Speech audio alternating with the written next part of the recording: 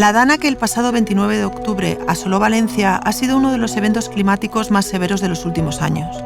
Las intensas lluvias e inundaciones afectaron a miles de familias, dejando viviendas y negocios bajo el agua, dañando infraestructuras vitales y causando pérdidas económicas cuantiosas.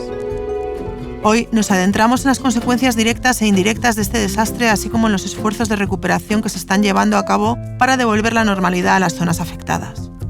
Rafael Domènech, responsable del análisis económico de BBVA Research, analiza en este podcast el impacto económico de la Dana y las medidas urgentes que se han puesto en marcha para paliar la crisis.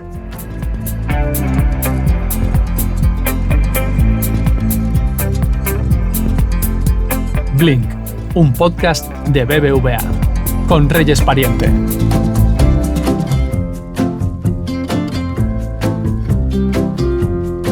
Hola Rafa, ¿qué tal? Bienvenido a Blink una vez más, pero sobre todo esta vez más importante si cabe porque vamos a hablar de los efectos de la Dana, que asoló Valencia hace muy poquito tiempo. Pues así es, Reyes, ¿no? La pérdida de vidas humanas es irreemplazable, ¿no? Y luego también estamos viendo que los daños emocionales y materiales han dejado un impacto importantísimo, ¿no? En las zonas afectadas. Sin duda, y bueno, ante la imposibilidad de analizar lo que es irreparable, si te parece vamos a intentar cuantificar y analizar el impacto económico, que también es muy importante. Si te parece vamos a comenzar hablando sobre la repercusión inmediata de la catástrofe. ¿Podrías darnos una visión general de cómo ha afectado económicamente a la región? ¿Cuáles han sido los sectores que han sufrido las mayores caídas? Vamos a empezar hablando de cómo afecta la actividad, ¿no? al día a día, ¿no? Y por lo tanto a esa actividad económica en la provincia de Valencia, ¿no? Y para eso tenemos distintos indicadores, ¿no? Por ejemplo, tenemos un indicador de gasto presencial con tarjetas que se realiza en terminales de puntos de venta, en este caso los que tenemos en BBVA, en la provincia de Valencia. Y, por ejemplo, vimos una caída entre el 28 de octubre y el 3 de noviembre, cuando se concentraron los efectos de la Dana, una caída en el gasto de 20 puntos de brecha que se abrió con respecto al resto de España. En las 3 semanas siguientes hemos visto cómo ese diferencial se ha reducido en 2/3 partes. Ahora mismo está en el 7,5 puntos, ¿no? Ha habido una recuperación, pero también estamos viendo que las mejoras están siendo más lentas. Tenemos los datos de ERTES, ¿no? Que ya algunas empresas se están acogiendo a ellos y por lo tanto estos son trabajadores afiliados que no están trabajando, ¿no? Hemos visto también que cuando analizamos el consumo en los 40 municipios que han sido más afectados en la provincia de Valencia, se observan incluso caídas del orden de un 80%, ¿no? en el consumo, entre todas las cosas porque han desaparecido los comercios. Luego también hay datos de consumo eléctrico, ¿no? Que nos hablan de una caída en la actividad industrial, de los polígonos afectados, y datos incluso de movilidad, ¿no? que facilita el Ministerio de Transporte, que en los momentos más intensos, ¿no? Del día de la Dana y el día posterior, pues se vio como una caída cercana al 40% en términos de viajeros y kilómetros recorridos. Claro, estamos hablando de una zona que abarca, ¿no? Toda esta zona afectada pues abarca casi 500.000 de personas. Esto es un poquito más del 18% de la población de toda la provincia de Valencia. Pero es que su participación en el empleo supera el 30%, ¿no? Es decir, que tiene un peso mayor en términos de empleo que en términos de población, ¿no? Y esto agrava el impacto económico que tiene.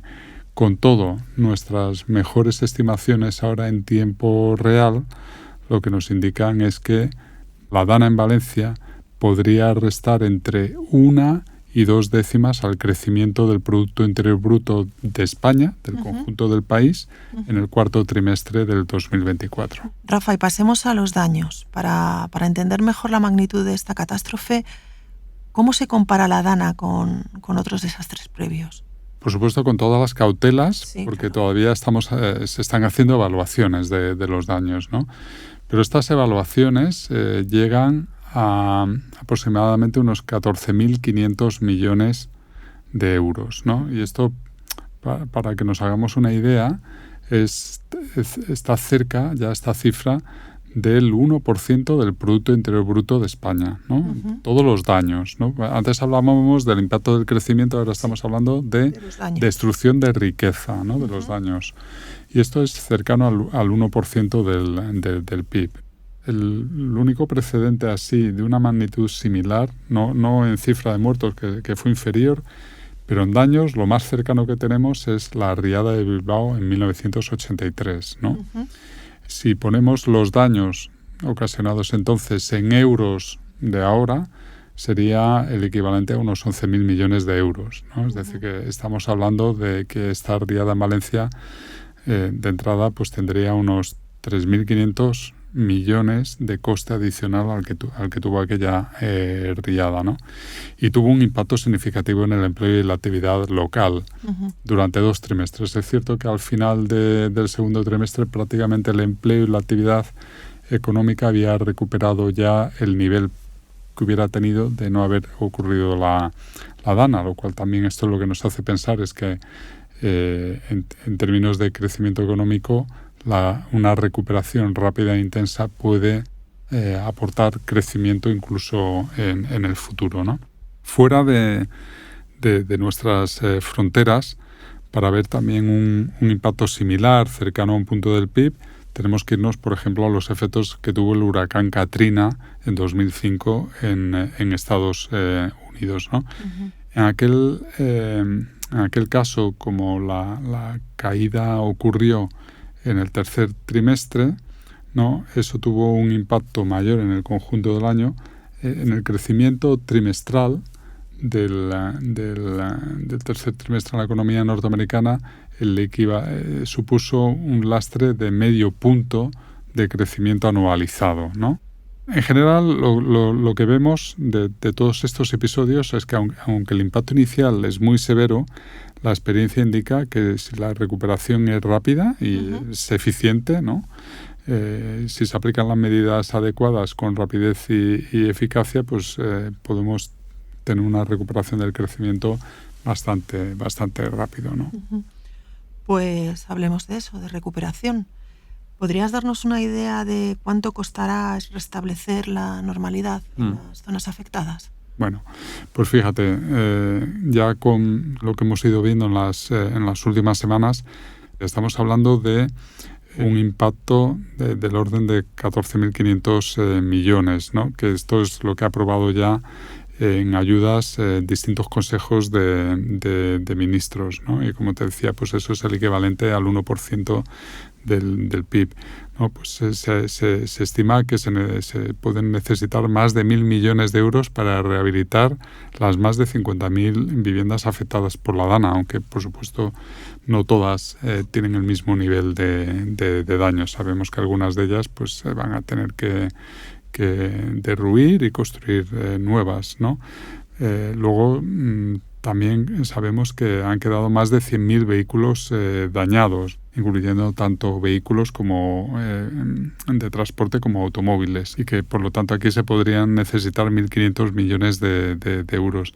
La recuperación de los polígonos industriales y parques empresariales va a necesitar más de 7.000 millones. Y luego tenemos toda la reparación de infraestructuras energéticas y la recuperación de comercios afectados, ¿no? Solo en términos de comercios podríamos necesitar del orden de unos 1.400 millones de euros. Por lo tanto, como ves, estamos hablando de unos daños cuantiosos, ¿no?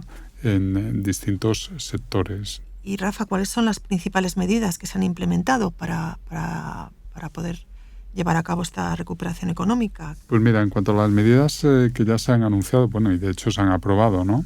Que tratan de proporcionar un alivio inmediato a las personas y empresas afectadas, fomentar la reconstrucción de las infraestructuras dañadas, que ya, por ejemplo, lo hemos visto en el caso del AVE o de las carreteras, ¿no? En general, pues proteger el tejido productivo para evitar una espiral negativa en la economía local, que si no lo hacemos podría prolongar los efectos de la crisis, ¿no? Entonces, esas medidas son créditos con garantía pública para proporcionar liquidez a empresas y familias afectadas, por ejemplo, a través del ICO y de las entidades bancarias españolas, exenciones del IBI, los ERTES de los que hablábamos antes para los trabajadores afectados, la reconstrucción de infraestructuras esenciales, carreteras, puentes, redes eléctricas y de agua para restaurar la conectividad, todo el tema del alcantarillado, también muy importante, ¿no? Ayudas directas a los damnificados para reparar viviendas y también para compensar por las pérdidas materiales que se han producido, y luego la asistencia a empresas locales, ¿no? Especialmente pymes, para reactivar la economía y evitar cierres permanentes. Rafa, ¿y cuáles serían las pautas a seguir para que estas medidas realmente sean efectivas para que lleguen a la población? Bueno, pues aquí es muy importante la colaboración entre las administraciones públicas para asegurar una recuperación efectiva. Se tienen que coordinar los gobiernos locales, regionales y nacionales, ¿no? para hacer que este sea un proceso de reconstrucción ágil, ¿no? Y que no suponga una carga o un coste adicional para personas que ya han sido muy afectadas, ¿no? por la DANA, ¿no? La inyección de todos estos recursos gracias a estas ayudas debe llegar de una manera rápida, ágil, con una burocracia muy sencilla, ¿no? Con un coste administrativo muy sencillo, y evitando un mayor endeudamiento de familias y empresas, ¿no? Es muy importante esto también, ¿no? Que no salgamos de este evento con empresas y hogares sobreendeudados como consecuencia de tener que recuperar la normalidad a lo que era su vida antes de la DANA. Totalmente. Vamos terminando ya con una pregunta que casi todos nos hacemos después de lo que ha ocurrido. ¿Existe una relación entre la DANA y el cambio climático? ¿Cómo afecta el calentamiento global a la frecuencia, a la intensidad de estos fenómenos? El calentamiento global tiene un papel fundamental en la frecuencia y en la intensidad de fenómenos como este de la DANA, ¿no?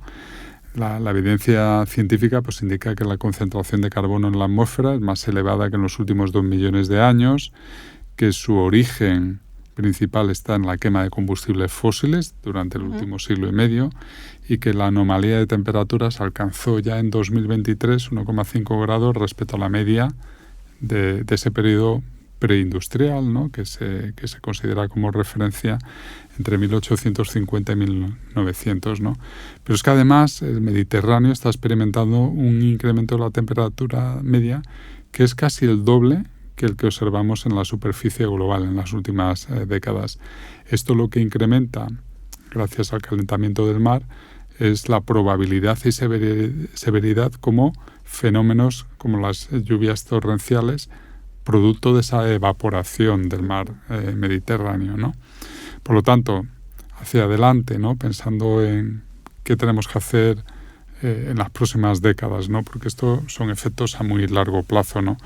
Pues no solo importante reducir las emisiones para llegar a ese escenario de emisiones netas cero, sino también preparar nuestras sociedades mejorando las infraestructuras, que sean más resilientes a este tipo de eventos, y luego, sobre todo, lo que hemos visto en este caso también, cómo mejorar los protocolos de alerta para mitigar los efectos y evitar la mayor pérdida de vidas humanas. Pues importantísimo tanto lograr la recuperación de la zona afectada como evitar a futuro que pueda volver a ocurrir algo tan terrible. Muchísimas gracias, Rafa, por acompañarnos. Nada, ha sido un placer, Reyes, como siempre. Muchas gracias a ti.